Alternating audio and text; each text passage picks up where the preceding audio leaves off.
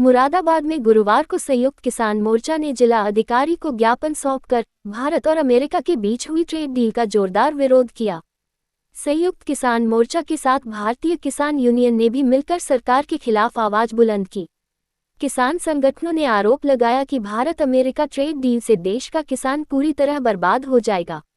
उनका कहना है कि अगर विदेशों से अनाज और दूध जैसे उत्पाद भारत में आने लगे तो यहाँ के किसानों को उनकी फसल का सही दाम नहीं मिल पाएगा और किसान बेरोजगार हो जाएगा।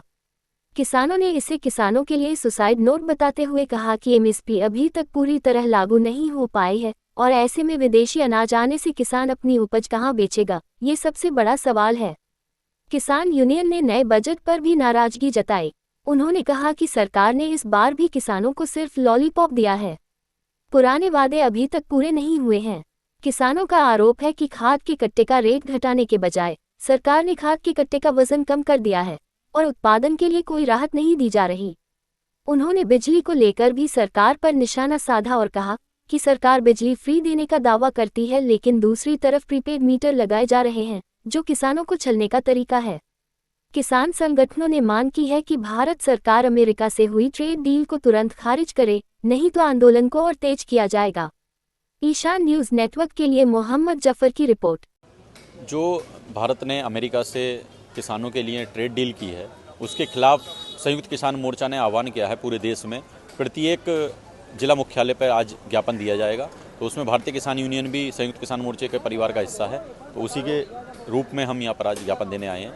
जो भी ट्रेड डील हुई है जिसमें भारत का किसान बिल्कुल बेकार हो जाएगा, वो अपने जो भी उत्पादन कर रहा है उसका सही दाम उसको मिल नहीं पाएगा। जब विदेशों से यहाँ पर सारा अनाज आएगा, दूध आएगा, तो भारत का किसान क्या करेगा।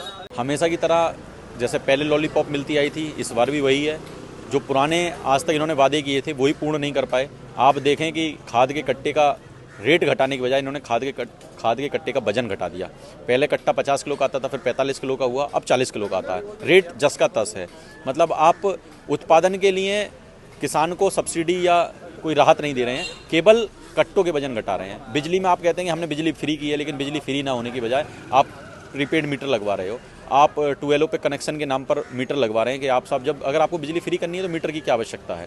तो कहीं ना कहीं ये केवल एक छलने का तरीका है। किसानों को कोई भी राहत इस तरीके से नहीं मिल पा रही है, केवल एक जुमलेबाजी चल रही है किसानों के प्रति। और आप देख लो कि गन्ने का इधर रेट बढ़ाया, इधर आपके फर्टिलाइजर पर रेट बढ़ा दिया है।